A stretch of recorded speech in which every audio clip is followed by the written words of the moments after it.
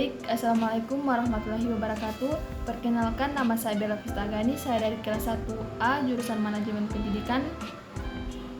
Saya akan menjelaskan beberapa materi perkembangan pada anak, yaitu indikator pertama, perkembangan anak masa prasekolah.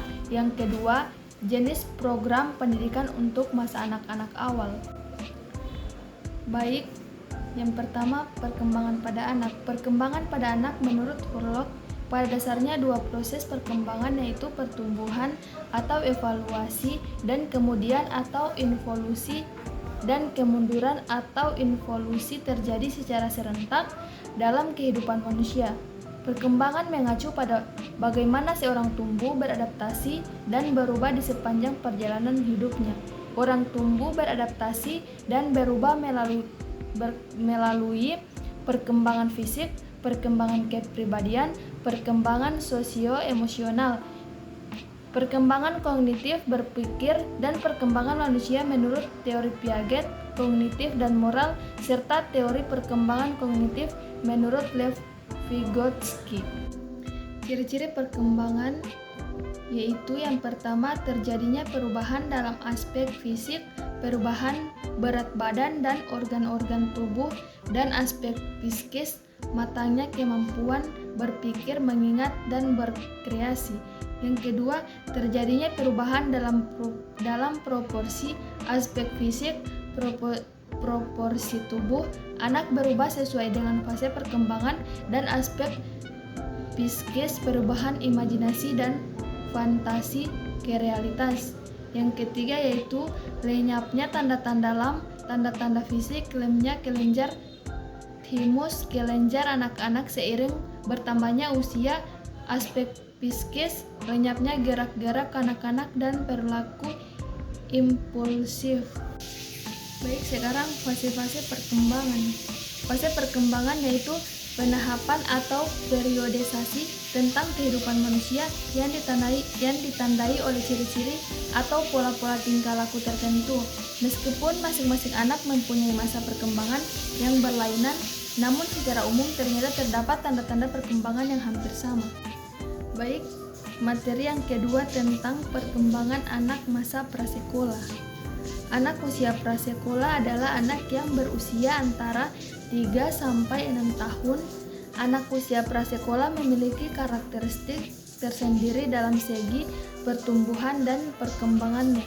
Perkembangan adalah bertambahnya kemampuan skill dalam struktur dan fungsi tubuh yang lebih kompleks dalam pola yang teratur dan dapat diramalkan. Sebagai hasil dari proses pematangan, di sini menyangkut adanya proses diferensiasi dari sel-sel tubuh, jaringan tubuh, organ-organ, dan sistem organ yang berkembang sedemikian rupa sehingga masing-masing dapat memenuhi fungsinya.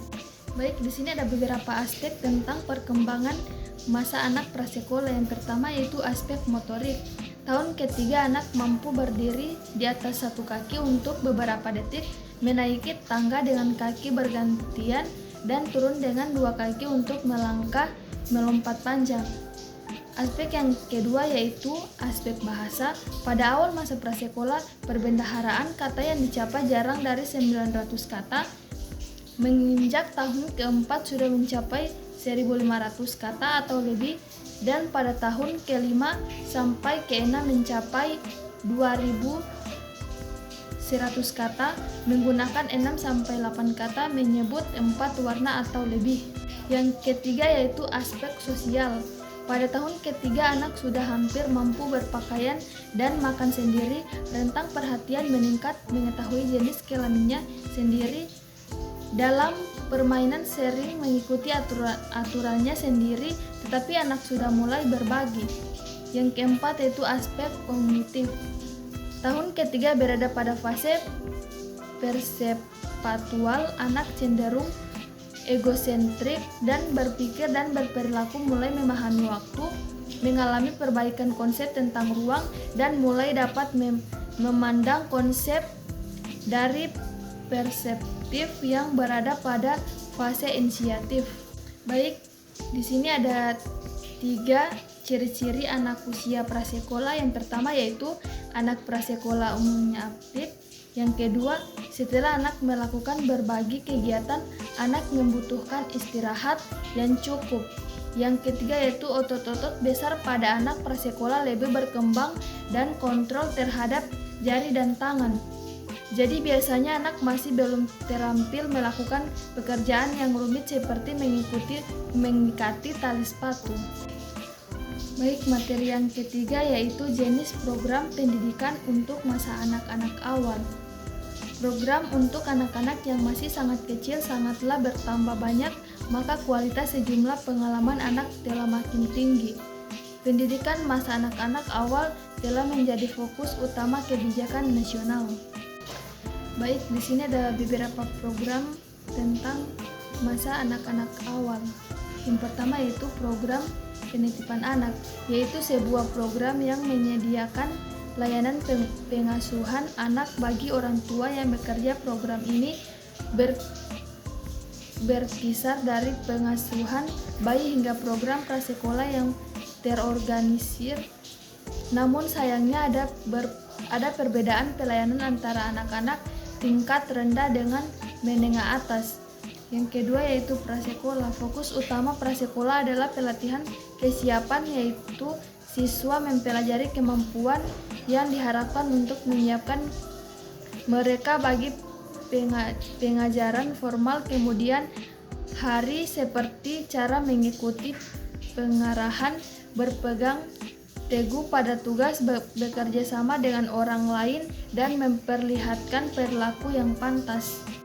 Baik, program yang ketiga, prasekolah kompensasi, yaitu program yang dirancang untuk menyiapkan anak-anak yang kurang beruntung guna memasuki taman kanak-kanak dan kelas 1. Yang keempat yaitu intervensi dini. Program prasekolah berkompensasi yang mendidik anak-anak yang sangat kecil dengan risiko terbesar gagal sekolah. Yang kelima yaitu program taman kanak-kanak.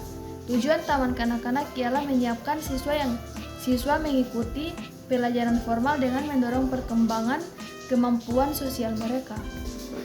Baik, kesimpulan dari materi ini yaitu perkembangan adalah perubahan psikologis sebagai hasil dari proses pematangan fungsi psikis dan fisik pada diri anak yang ditunjangi oleh faktor lingkungan dan proses belajar dalam peredaran waktu tertentu menuju kedewasaan, dan lingkungan yang banyak berpengaruh dalam kehidupan anak menuju dewasa. Baik, itulah hasil penjelasan dari materi saya. Bila ada kata-kata yang salah, mohon dimaafkan. Wassalamualaikum warahmatullahi wabarakatuh.